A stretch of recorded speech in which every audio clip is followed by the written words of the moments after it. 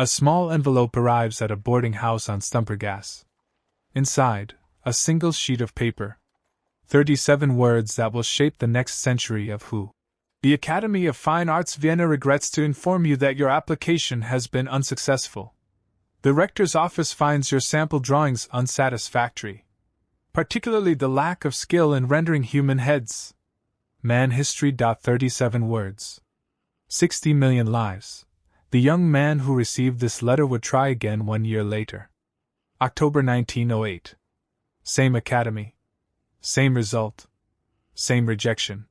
His name was Adolf Hitler. He was 19 years old. And he wanted to be an artist. What you're about to hear isn't speculation. It isn't fantasy. This is an investigation into the most documented, what if, in human history, the moment where one man's failure became the world's nightmare. But here's what keeps historians awake at night. What if they had said yes, these are real? Adolf Hitler painted these. Before the speeches. Before the swastikas. Before the war. Look at them closely. The lonely doorways. The empty streets. The churches standing silent in watercolor fog. A man painted these. Not a monster. Not yet. And that's the question that haunts this case. At what exact moment does a frustrated art student become the architect of genocide? And more importantly, could that moment have been prevented? Let me take you back. Vienna, 1907. The Habsburg Empire's glittering capital. Freud is practicing psychoanalysis 15 blocks away. Klimt is painting The Kiss. Mahler is conducting the opera. This is the center of European culture, art, music, philosophy, revolutionary ideas crackling through coffee houses where intellectuals argue until dawn. And into this city walks a thin, awkward 18-year-old from Linz. Adolf Hitler. Orphaned at 17 when his mother died of breast cancer. Carrying his father's inheritance, enough to survive for maybe 2 years if he's careful. Carrying his drawings in a leather portfolio. Carrying dreams. The Academy of Fine Arts Vienna. Founded in 1692. One of the most prestigious art schools in Europe. Getting accepted here means joining a lineage of masters. It means legitimacy. Recognition. It means you matter. Hitler presents his portfolio on October 1, 1907. The admissions committee reviews 113 applications. They accept 28 students. Adolf Hitler is not among them. Here's what we know from the Academy's archives, preserved in Vienna to this day. The admissions report noted insufficient technical ability. Specifically, his architectural drawings showed promise, but his human figures were stiff, lifeless, anatomically incorrect. The head of the painting school, Professor Siegmund Lallemand, wrote in his assessment, recommended to pursue architecture instead. Architecture instead. Remember those words. They become important later. Because Hitler never pursued architecture. To study architecture at the Vienna Academy, you needed a high school diploma.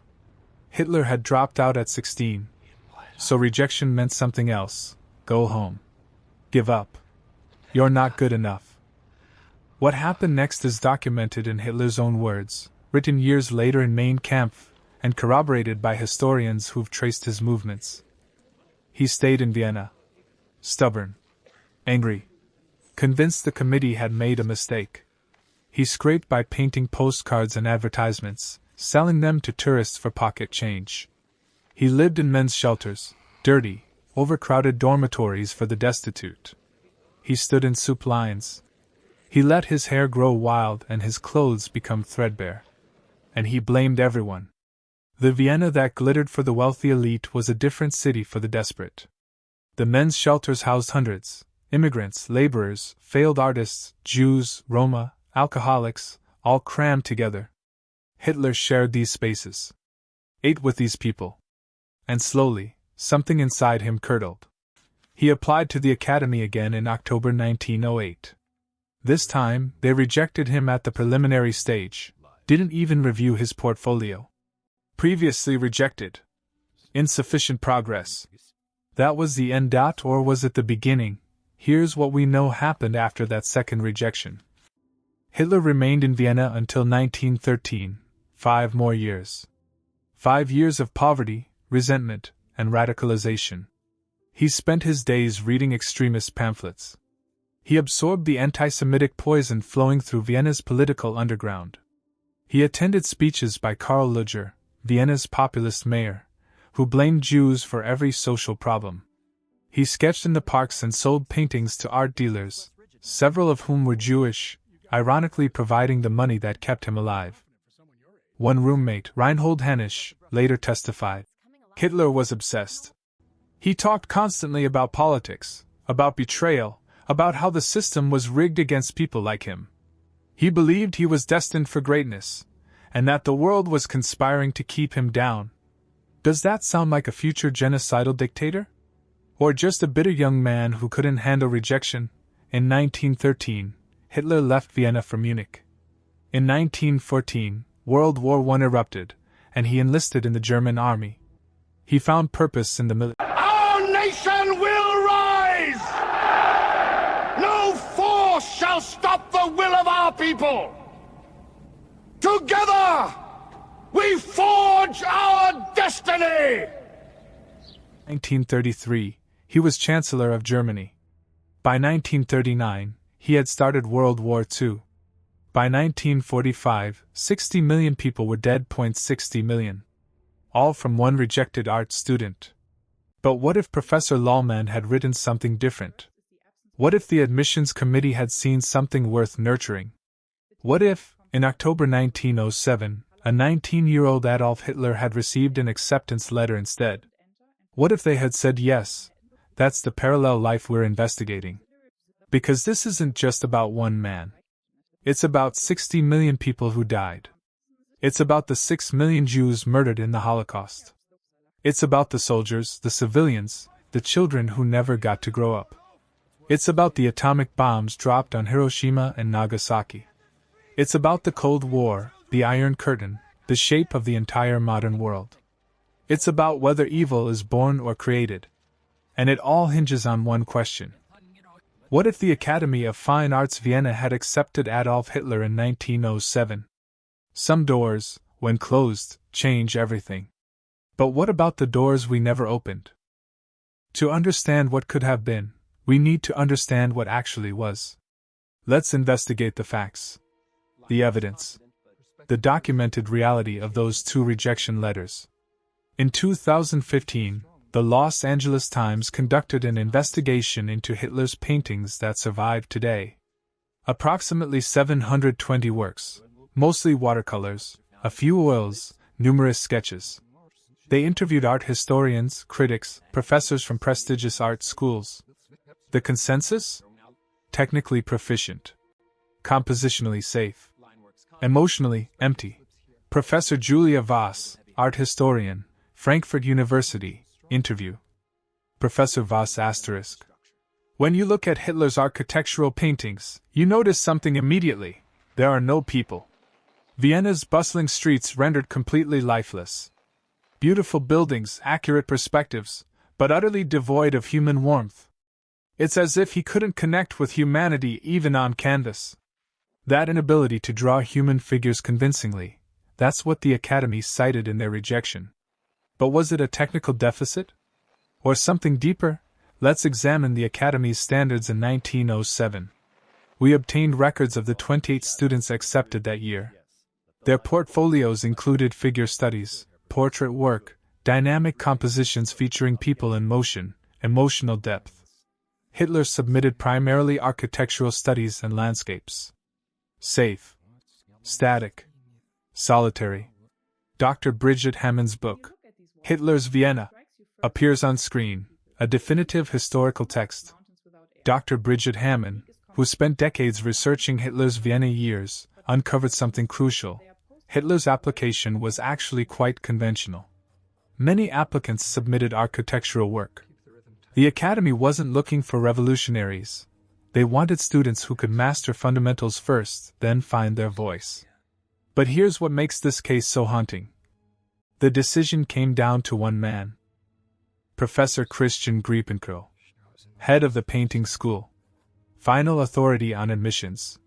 He reviewed Hitler's portfolio personally and wrote the assessment that sealed the rejection. Griepenkerl died in 1916, never knowing what his evaluation had set in motion. Now let's investigate the counterfactual, the alternate timeline. This isn't guesswork.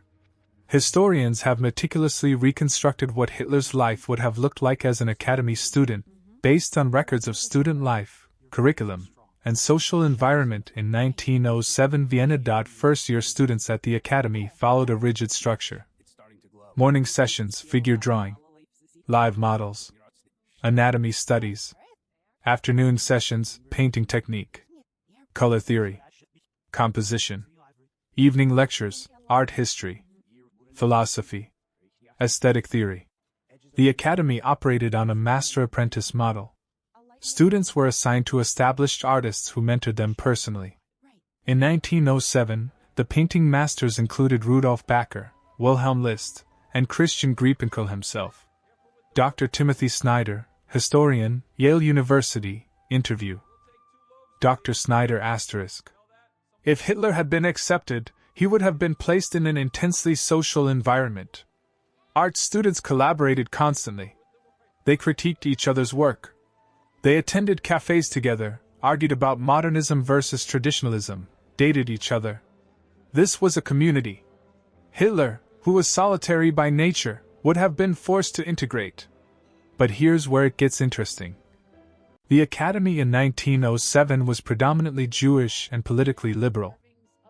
Vienna's artistic elite was disproportionately Jewish: artists, patrons, critics, dealers. The very culture Hitler would later try to destroy was the culture he was trying to join. Research by historian Stephen Beller shows that approximately 40% of the academy's students in this period were Jewish or had Jewish heritage. The coffee houses where students gathered, Café Central, Café Museum, these were integrated spaces where Jewish and Gentile artists mingled freely. Professor Marcia Rosenblit, University of Maryland, interview. Professor Rosenblit ***. Assimilation was the Vienna Jewish community's strategy. They saw themselves as Austrians who happened to be Jewish. They dominated the professions: law, medicine, journalism, arts.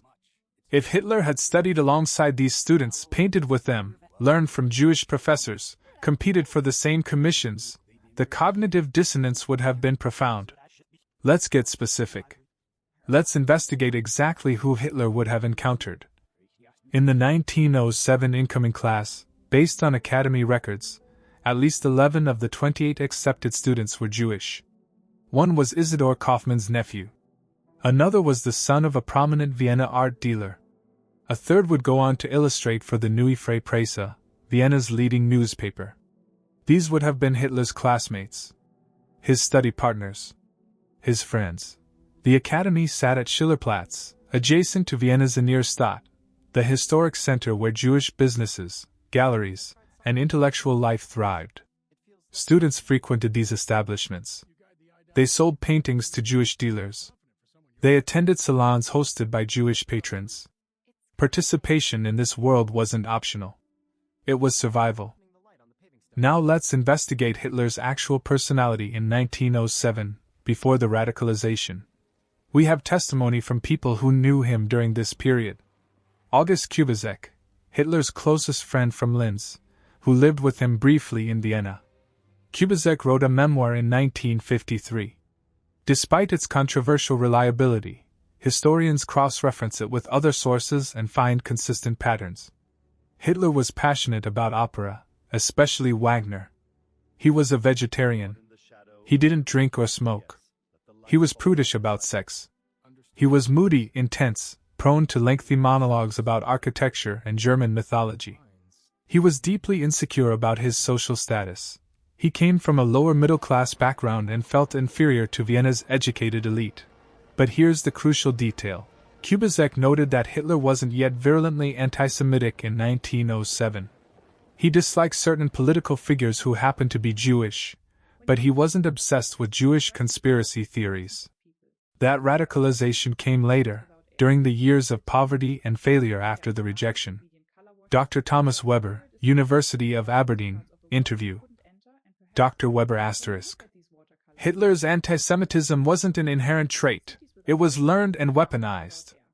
The evidence suggests it intensified specifically during his Vienna years of homelessness and desperation, when he was exposed to extremist propaganda and looking for someone to blame.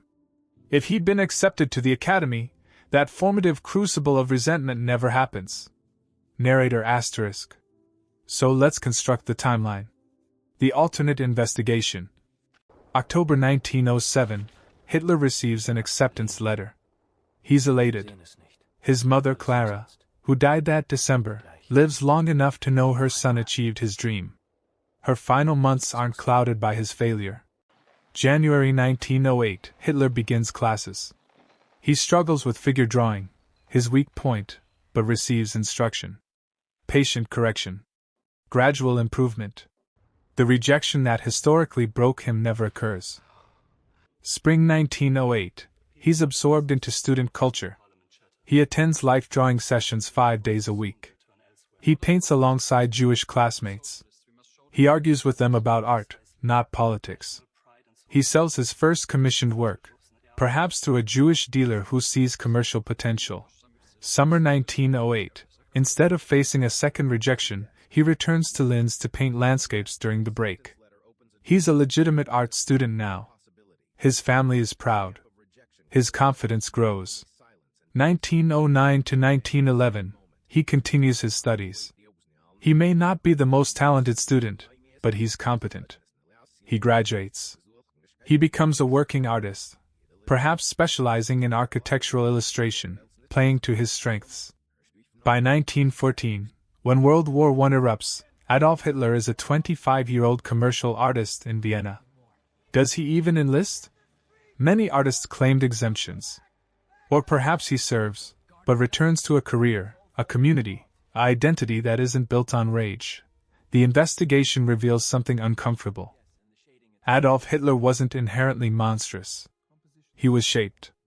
Forged by rejection, poverty, humiliation, and the toxic ideology he absorbed while drowning in desperation. Professor Ian Kershaw, Hitler biographer, interview. Professor Kershaw asterisk. We want to believe monsters are born, not made. It's comforting. But the evidence suggests Hitler's path to becoming the 20th century's greatest criminal was contingent on circumstances. Remove those circumstances, acceptance instead of rejection, success instead of failure, and you potentially remove the man who led Germany into the abyss. Narrator asterisk. But here's the question that complicates this investigation. If Hitler had been neutralized by acceptance and artistic success, would someone else have risen in his place? The Nazi Party existed before Hitler joined it. German nationalism, anti-Semitism, resentment over World War I's outcome, these currents ran deep in Weimar Germany. If not Hitler, would another demagogue have channeled that darkness? Or was Hitler uniquely dangerous? Was his combination of oratory genius, strategic ruthlessness, and ideological obsession irreplaceable? The questions multiply. The investigation deepens. That's what we need to explore next. The theories. The possibilities. The chilling mathematics of alternate history. Because this isn't just about one man's acceptance letter. It's about whether history has inevitable currents, or whether it all hinges on the chaos of individual moments. What if genius and monstrosity are separated by nothing more than a single sheet of paper? Now we enter the most controversial territory in historical analysis. What actually would have happened? There are 4 major theories, 4 competing timelines, and historians have been arguing about them for decades. Theory 1. The inevitable wave. This is the darkest theory. And it goes like this. Hitler didn't create Nazism. Germany's post-World War I trauma created Nazism. The Treaty of Versailles created Nazism. The hyperinflation of the 1920s, the Great Depression, the national humiliation, these forces were tidal. Someone was going to harness them. Dr. Richard Evans, Cambridge University, interview. Dr. Evans asterisk. There's a school of thought that argues Hitler was a symptom, not the disease. That Weimar Germany was so unstable, so poisoned by resentment and economic collapse, that a fascist takeover was virtually inevitable. In this view, even if Hitler had become a successful artist, someone else, perhaps someone even worse, would have filled the vacuum. Let's investigate this theory's evidence. The Nazi Party, originally the German Workers' Party, was founded in 1919 by Anton Drexler, not Hitler. Hitler was member number 55. He didn't create the movement, he joined it. The ideology already existed. The Thule Society, a proto-Nazi occult group, was spreading Aryan supremacy theories before Hitler ever attended a meeting. Anti-Semitic parties had seats in Germany's parliament throughout the 1920s. Violent paramilitaries, the Freikorps, were terrorizing leftists and Jews independent of Hitler's influence. So in this theory, artist Hitler is irrelevant. Someone else becomes the charismatic leader. Maybe Ernst Röhm. Maybe Gregor Strasser. Maybe someone we've never heard of because Hitler eclipsed them in our timeline. World War II still happens. Maybe in 1941 instead of 1939. Maybe with different tactics. But the same dark tide rolls across Europe. The Holocaust? Perhaps different in execution, but the anti-Semitic fury was societal, not solely Hitler's invention. Kristallnacht happened because thousands of Germans participated, not just because one man ordered it. But here's where this theory fractures. No other Nazi leader had Hitler's oratory genius. Göring was a drug-addicted warrior. Goebbels was brilliant at propaganda but physically frail and lacking personal magnetism for mass rallies. Himmler was an organizational administrator, not a visionary. Professor Lawrence Rees, Holocaust historian, interview. Professor Rees *. Hitler's uniqueness lay in his combination of gifts. He could mesmerize a stadium of 100,000 people, but also intimidate generals in private meetings. He could see grand strategy, but also obsess over minute details. He held the Nazi coalition together through force of personality. Without him, the party likely splinters into factions. So theory 1 possible, but historically debated. The wave might have existed, but without the right surfer, it crashes differently. Theory 2. The butterfly effect. This theory says, Hitler's absence changes everything. Completely. Unpredictably. In chaos theory, tiny changes create massive divergences. Remove Hitler from 1919 Munich, and the entire causal chain shatters. Without Hitler, the Nazi Party remains a marginal fringe group. Maybe they get 3% of the vote in 1930 instead of 18%. Without their electoral success, President Hindenburg never appoints Hitler as Chancellor in 1933. Without that appointment, no Reichstag fire, no enabling act, no dictatorship. Germany likely remains a weak, chaotic democracy.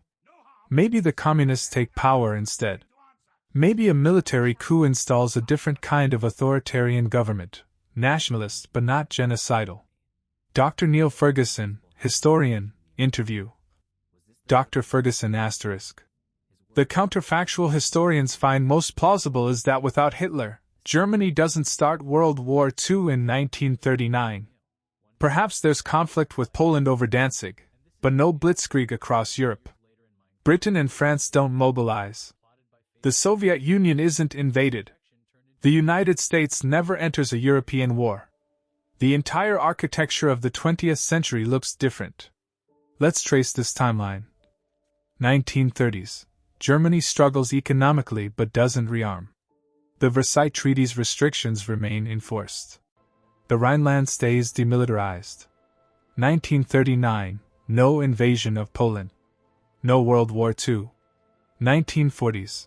Stalin's Soviet Union remains the primary threat to Europe, but without a hot war, the continent settles into an uneasy peace. No Holocaust.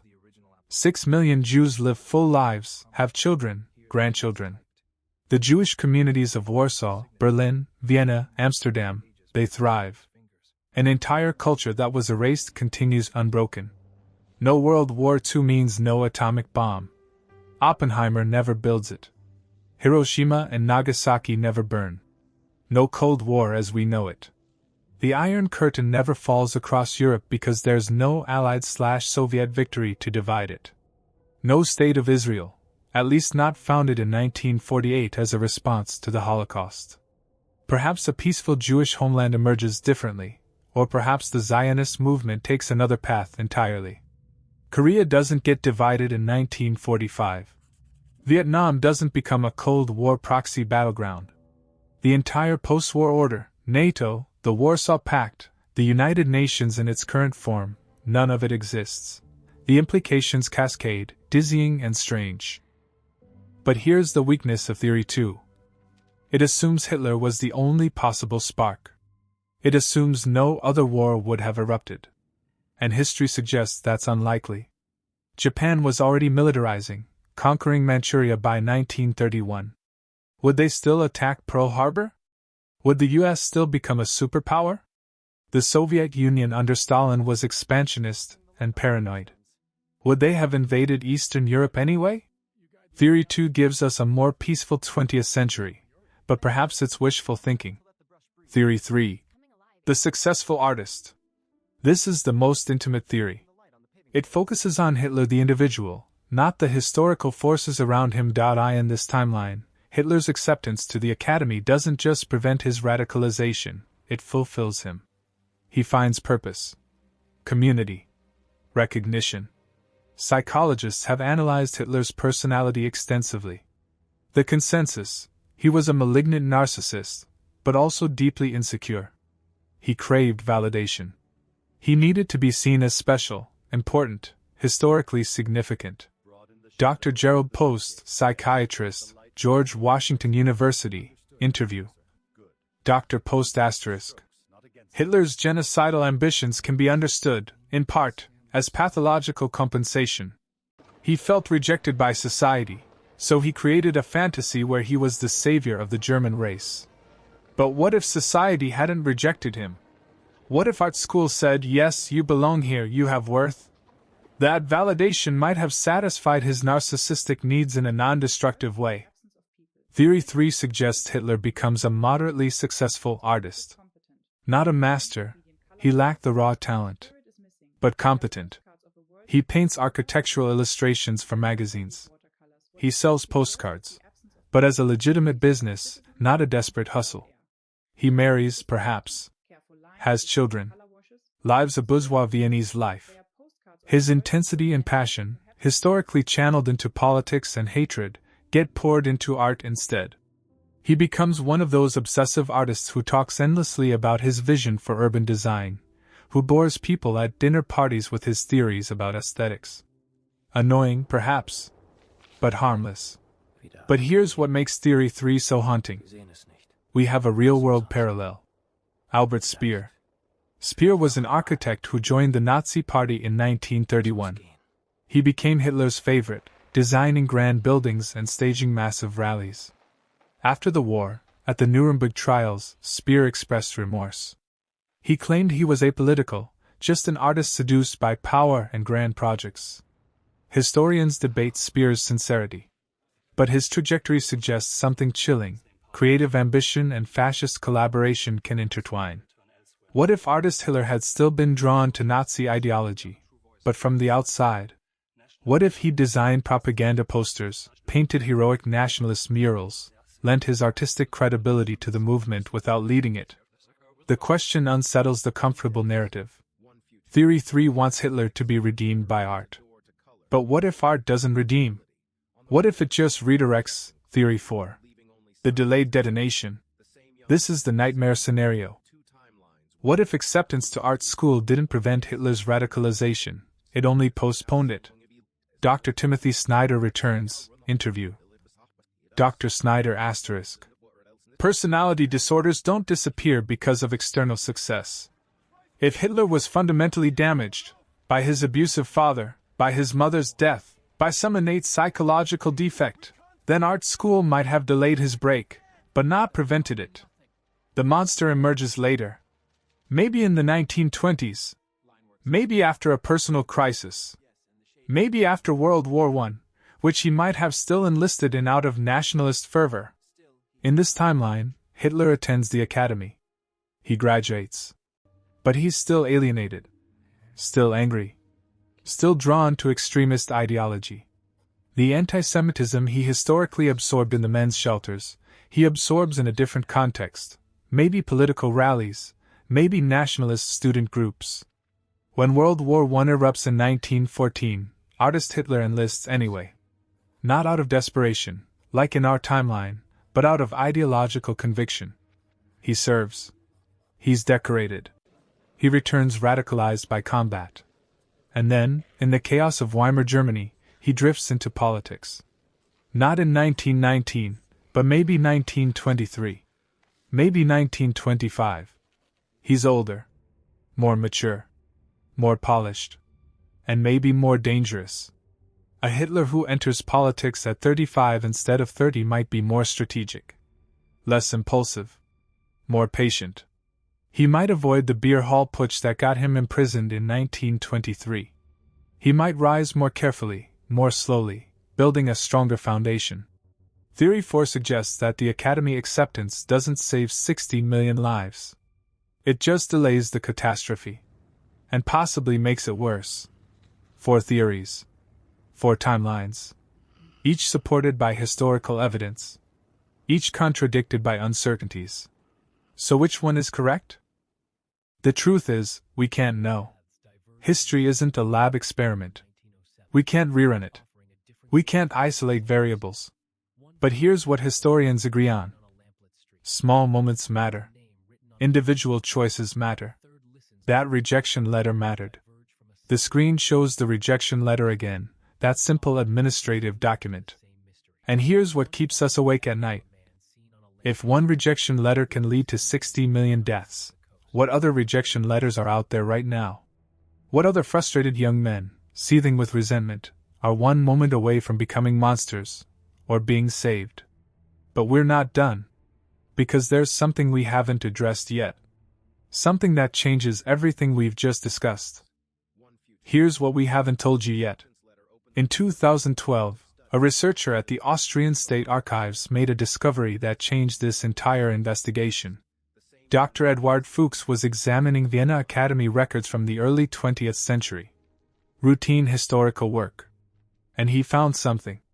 A document appears on screen, aged, handwritten, dated October 1907. A notation in the admissions log. Written by Professor Christian Griepenkerl himself. It read, Hitler Adolf. Linz. Architectural studies competent. Figures inadequate. But shows unusual persistence in application. Recommend review for probationary acceptance. Trial semester to assess improvement. Probationary acceptance. Hitler wasn't just rejected. He was almost accepted. The committee discussed it.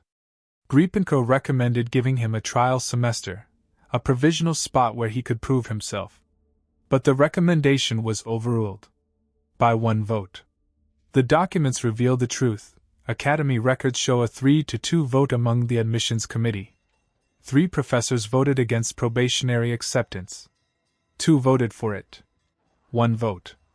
That's how close we came to a different world. But here's the twist within the twist.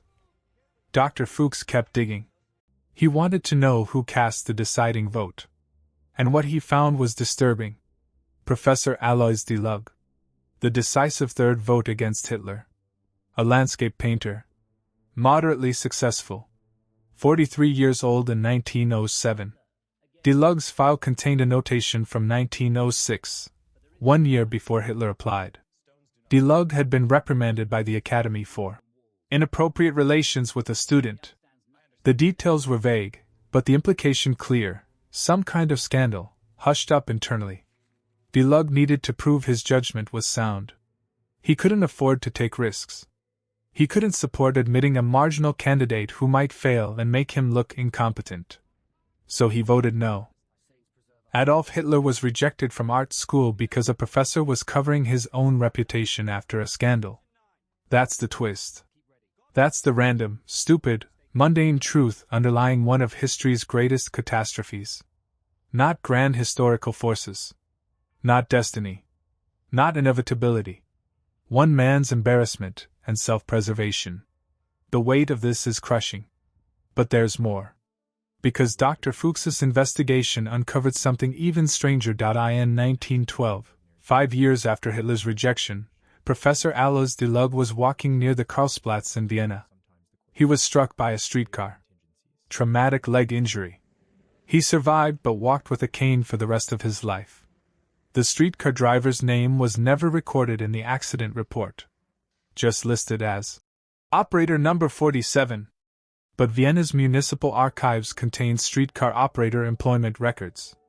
And in 1912, operator number 47 on the Karlsplatz line was a 23-year-old man named Joseph Bauer. Now here's where it gets strange. Joseph Bauer had a younger sister, Maria Bauer. And in 1908, Maria Bauer had been a first-year student at the Academy of Fine Arts Vienna. She was one of the 28 students accepted in the same cycle that rejected Hitler. Did Joseph Bauer know that Professor de Lug had voted against a marginal candidate, potentially opening a spot for students like his sister? Probably not. Those deliberations were confidential. Was the streetcar accident truly an accident? Almost certainly yes. No evidence suggests otherwise. But the coincidence is unnerving. The interconnectedness of these lives, Hitler, de Lug, the Bauer siblings, all orbiting the same moment in 1907 Vienna. Dr. Edward Fuchs, interview. Dr. Fuchs *. What my research revealed is that history isn't made by great men making great decisions. It's made by flawed people making petty calculations, by accidents and contingencies, by 1,000 tiny moments we can barely trace. Hitler's rejection was the result of institutional politics, personal insecurities, bureaucratic procedures. Nothing grand. Nothing inevitable. Just human messiness.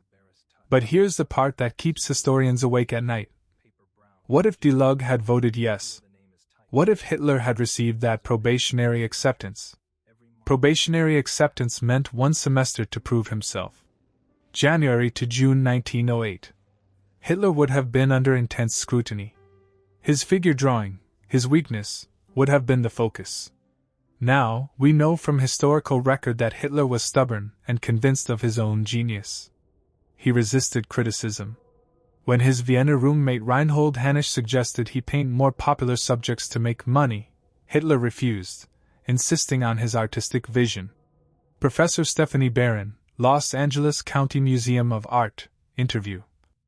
Professor Barron *. Artists with Hitler's personality profile, rigid, defensive, unwilling to accept critique, they rarely succeed in academic environments. Art school is about breaking you down and rebuilding your technique. Students who can't handle that wash out quickly. So here's the probability. Probationary Hitler fails the trial semester. His figure drawing doesn't improve enough. June 1908, he's dismissed. Not even allowed to complete a full year. And that might have been worse. A second rejection, this time after being given a chance, might have radicalized him even more intensely. They let me in and then threw me out, is a more personal betrayal than they never let me in at all. The humiliation would be deeper. The resentment more acidic. The path to extremism accelerated. So maybe de Lug's vote, the vote that kept Hitler out entirely, actually prevented an even darker timeline. Or maybe the probationary acceptance would have forced Hitler to confront his limitations, to accept that he wasn't as talented as he believed, and to make peace with mediocrity. We can't know. But here's the real twist. The one that reframes everything. It almost didn't matter. A new document appears on screen, a telegram, dated August 1, 1914. August 1914. World War I begins. Austria-Hungary mobilizes. And every able-bodied man between 18 and 50 is subject to conscription. Artist or not, academy student or not, Adolf Hitler would have been drafted. In our timeline, Hitler was living in Munich and enlisted voluntarily in the German army. But if he'd been an academy student in Vienna, he would have been conscripted into the Austro-Hungarian army instead. Different army.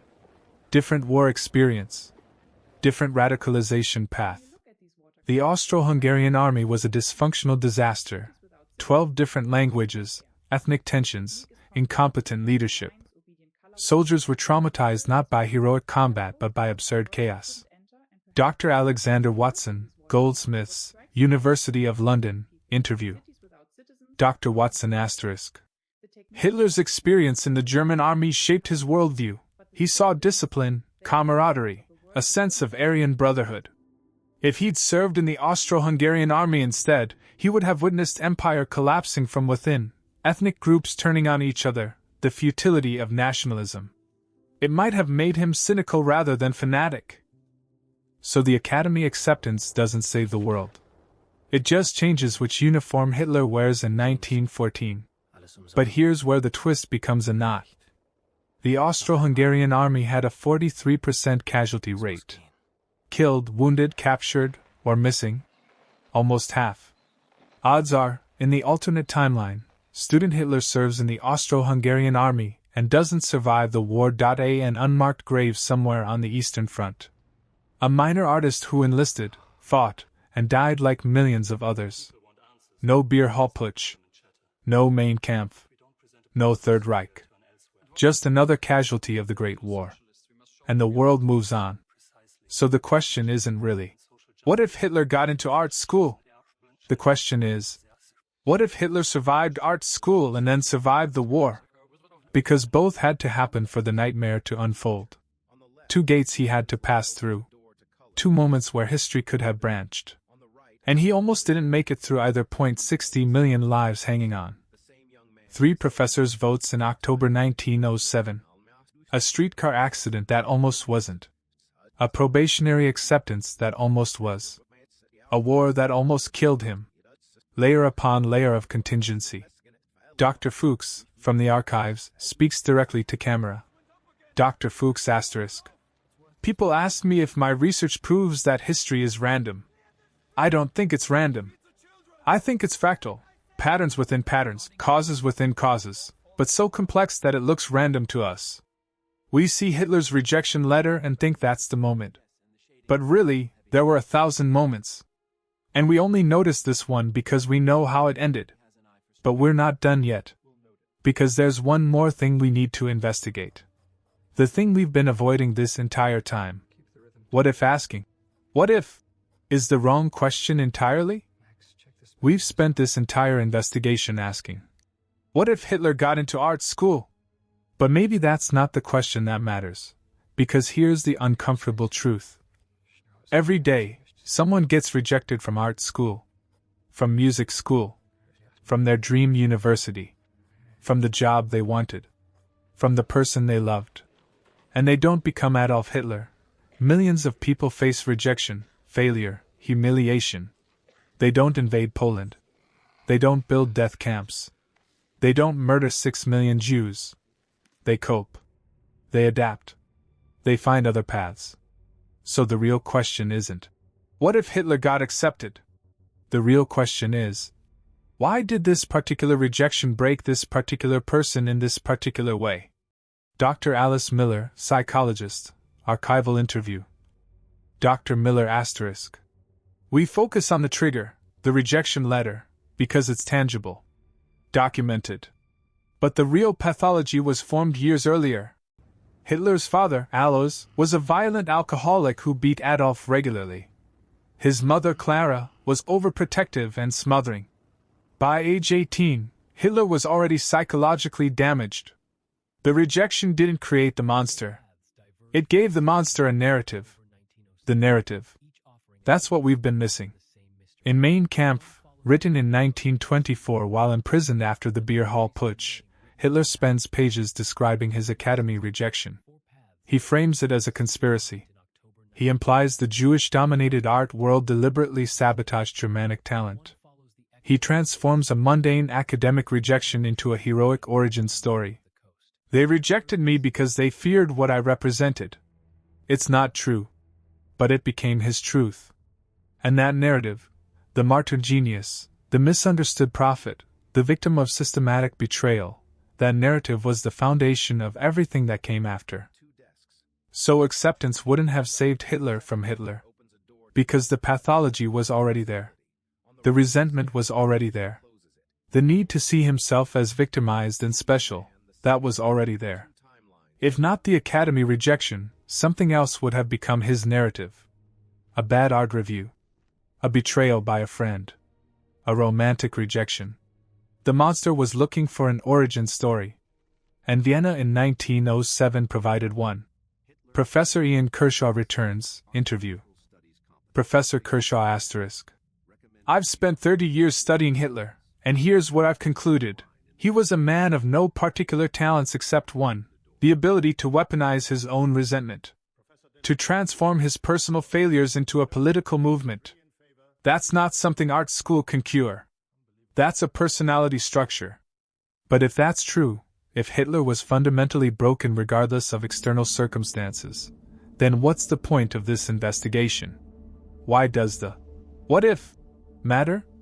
Because it matters for everyone who isn't Hitler.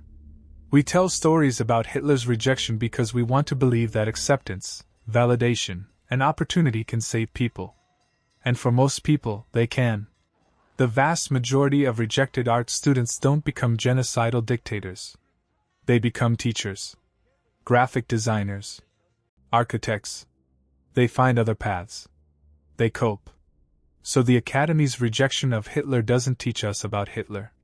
It teaches us about systems, about support structures, about what happens when someone falls through the cracks. Dr. James Gilligan, psychiatrist, New York University, interview. Dr. Gilligan asterisk. Humiliation is the primary trigger for violence. Not poverty, not oppression, but shame. When someone feels fundamentally disrespected, fundamentally unseen, they sometimes respond with rage. Society's job is to minimize those moments of humiliation. Not because every humiliated person becomes Hitler, but because some do become violent. And we can't predict which. That's the real lesson. That's what haunts this investigation. We can't identify the next Hitler in advance. We don't know which rejected art student is just disappointed and which is radicalizing. So our responsibility is to treat every rejection with humanity. Every failure with support. Not because it will always prevent catastrophe, but because sometimes it might. The Academy still exists. They still reject applicants. And somewhere in those rejection letters, sent last year, sent last month, sent yesterday, there's probably a future brilliant artist who'll prove the committee wrong.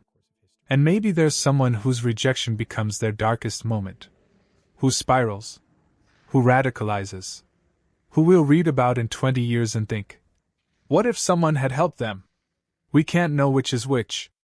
That's the unsolved truth. Let's return to where we started. October 1907. A rejection letter. 37 words. We've investigated every angle. We've explored 4 theories. We've uncovered the twist, the probationary acceptance that almost was, the single vote, the contingencies stacked upon contingencies.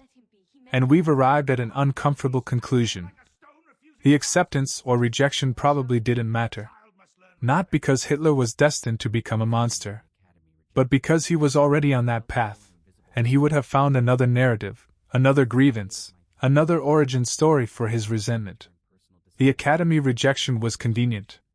It was documentable. It fit the myth he wanted to create. But if the Academy had accepted him? If he'd become a middling artist in Vienna? He might have found a different myth. Maybe he would have failed to sell his work and blamed Jewish art dealers. Maybe he would have been rejected from a gallery exhibition and blamed modernist conspiracies. Or maybe World War I would have killed him, and we'd never know his name. Here's what we can document with certainty. Adolf Hitler applied to the Academy of Fine Arts Vienna twice. He was rejected twice. He absorbed extremist ideology during his years of poverty in Vienna. He enlisted in the German army. He joined the Nazi Party. He became Chancellor of Germany. He started World War II. He orchestrated the Holocaust. 60 million people died. Those are the facts. Everything else, the what-ifs, the parallel lives, the alternate timelines, those are thought experiments. Useful for understanding contingency and cause, but ultimately speculative. Professor Richard Evans, final interview. Professor Evans asterisk. The danger of counterfactual history is that it makes the past seem less fixed than it was. Hitler did get rejected. The war did happen. The Holocaust did occur. Those facts are not negotiable. The what-ifs are valuable for understanding how history works, that it's not predetermined, that individual moments matter. But they can't change what actually happened. So why investigate this at all? Why spend an hour exploring a timeline that never existed? Because it teaches us to see the moment before the catastrophe. The moment when intervention was still possible. The moment when a different choice could have led to a different world. We can't change 1907. But we live in 2025. And right now, today, there are young people facing rejection. Feeling humiliated. Spiraling into resentment. Some will cope. Some will find other paths. And some might not. Our job is to recognize that those moments matter. That every rejection letter, every exclusion, every humiliation is a potential branching point. Not because every rejected person becomes a monster, but because the ones who do always started somewhere. And that somewhere is often a moment of profound shame that nobody noticed, nobody addressed, nobody thought mattered. Until it was too late. The Academy of Fine Arts Vienna has Hitler's application file in their archives. They've never publicly displayed it. It sits in a temperature-controlled vault, a museum piece of catastrophe. Sometimes tour groups ask to see it. The archivists always refuse. Because turning that rejection letter into a spectacle misses the point. It's not a curiosity. It's not a historical novelty. It's a reminder that small moments have consequences we can't predict. And that our responsibility is not to predict the future, but to treat every present moment with the gravity it deserves. These paintings, these quiet, mediocre watercolors, were created by a man who would become the worst human being in modern history. Look at them closely. There's no evil visible in the brushstrokes. No warning signs in the color choices. No shadow of genocide lurking in the architectural perspectives. They're just paintings. The work of a moderately talented young man who wanted to be an artist. And that's the most disturbing thing of all. Evil doesn't announce itself. It doesn't arrive with a warning label. It starts with ordinary disappointments, ordinary resentments, ordinary failures. And sometimes, those ordinary moments become extraordinary catastrophes. So here's the final, unsolved question. How many potential catastrophes are we living through right now without knowing it? How many rejection letters are being opened today that will echo for decades? How many young people are being told, no, in ways that will shape the future? We can't know. That's the nature of living in the present. We only see the consequences in retrospect. But maybe that's the point. Maybe the lesson of Hitler's rejection letter isn't about Hitler at all. Maybe it's about the responsibility we all carry to see each other's humanity in the moment. To treat every rejection with care. To notice when someone is spiraling. To create systems that catch people before they fall too far. Not because it will always prevent catastrophe, but because sometimes it might. And 60 million lives is too high a price to pay for. We didn't think it mattered. October 1907. A rejection letter. 37 words. History turned on less. It will turn on less again.